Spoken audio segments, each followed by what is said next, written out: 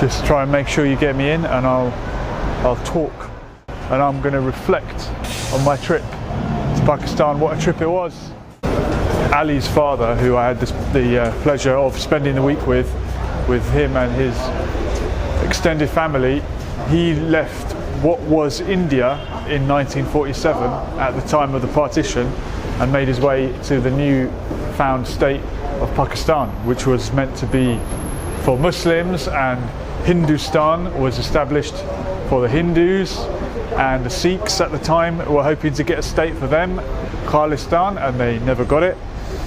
So it was amazing to speak to someone who left under those circumstances at such an early age, but obviously still in memory. And as we've gone past the 70 years of the establishment of Pakistan, and as the years go on further, there will be fewer and fewer people left who remember that important time. And Pakistani nationalists and patriotic people are obviously very proud of the fact that Pakistan was established and a country for the Muslims. But on the other side of that, it's for me a sad situation, and it has parallels with the establishment of Palestine. And many people will say, on the one hand, yes, there needs to be a country for the Muslims in the Indian subcontinent, and it needs to be Pakistan and what was East Pakistan and what became Bangladesh. But if you ask the same people, should there be a Jewish state for Jewish people in the Middle East, they'll say no, definitely not. My view originally was that there shouldn't really have been either. And India, one large country that received its independence from the British, what would have been so bad about that country staying together and being united, and a country for Hindus and Muslims and Sikhs? And why can't Palestine be a country for Jewish people and Muslim people and Christian people, as they all share the same space? And I spoke to other people who were descended from the people that left India, the Muhajirs, the ones who made Hijri, the ones who emigrated. And I said, would you like to go back to see your villages and the towns that you left? And they said, no, I wouldn't like to go because of the racism of Indians. And even Indian Muslims today still get called Pakistanis as a sort of disparaging remark about them. These events of the 20th century, the partition of Ireland happened a couple of decades before. In Turkey and Greece, the forced population exchange. These for me are very sad events that should not have happened. And we went to the Wakhan border and we saw the performance at the closing of the border, and it was very emotional to see Indian soldiers and Pakistani soldiers settling it with nothing more than a dance-off and a handshake at the end of it. It was quite a beautiful thing. The economic situation in Pakistan, as I suspected, it is a poor country, but there's no one starving because food is cheap. Right? I wouldn't say there's any starvation in Pakistan, unless I'm wrong. Unless someone knows better, then maybe correct me or give me some evidence to the contrary. There's a huge level of respect, and sometimes you would expect that people from the former colonial powers would be disliked in some way, but I didn't feel that at all. And if anything, it was the opposite. When you explain to someone that you're British or from the UK, they were eager to befriend you, eager to be polite to you, and there wasn't really any negativity towards the former colonial powers. So that sort of surprised me. And the main topic of discussion while I was in Pakistan was, of course, the election and Pakistani politics. PTI won the election, where on the day we heard it declared, and then we were unsure. There was sort of like more votes coming in, and it might have been closer than we thought. but in the end he won it convincingly. And more now looking back on it, I realise how important a moment that was. And in 5 years, when there's another election, in 10 years, 20 years, I will be able to say I was there in Pakistan when Imran Khan became the Prime Minister. A very historic moment, and I want to believe that it's going to be a great thing. I'm usually very sceptical, and when someone comes along like a Jeremy Corbyn or whoever else who seems to be the new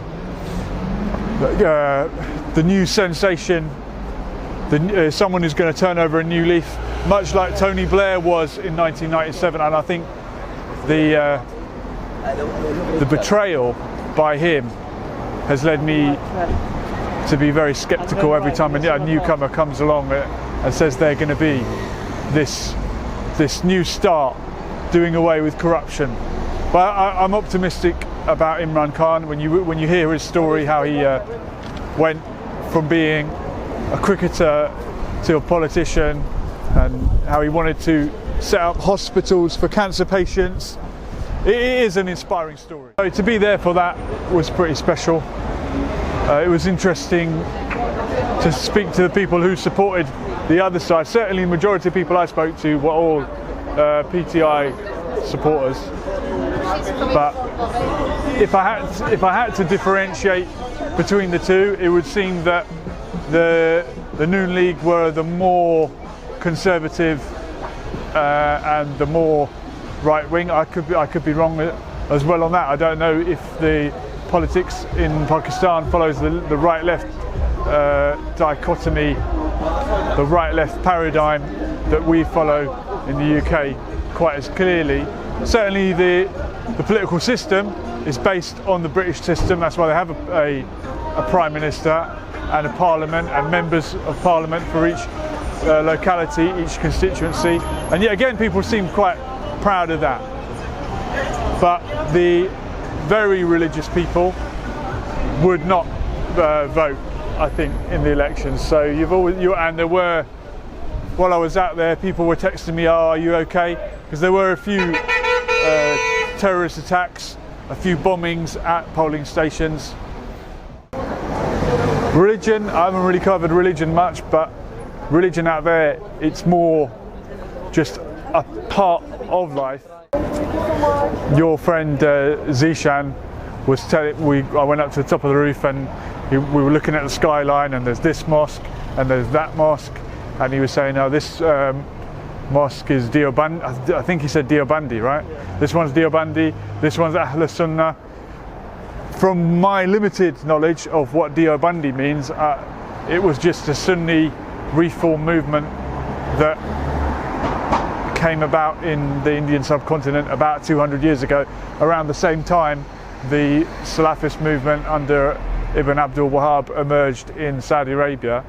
And Ahl Sunnah just means Sunni, as in Orthodox Sunni Islam, mainstream Islam. But there's no real sectarianism, and the other guys I spoke to about religion were quite proud of the fact that there are many minority religious communities in Pakistan, and they are treated with respect. Christians, Sikhs? Christians, Sikhs. Of course, sadly, many Sikhs and Hindus left that area when Pakistan was created, just as Muslims left what was India, or what is now India, when Pakistan was created. But those who remained were allowed to remain, and that's the way it should be. I strongly believe that any person should be allowed to live freely in the land that they were born, or the land that their parents were born, or the land that their grandparents were born. But where do you draw the line?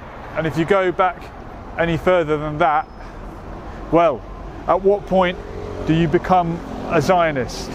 And to bring up the Zionist issue and question,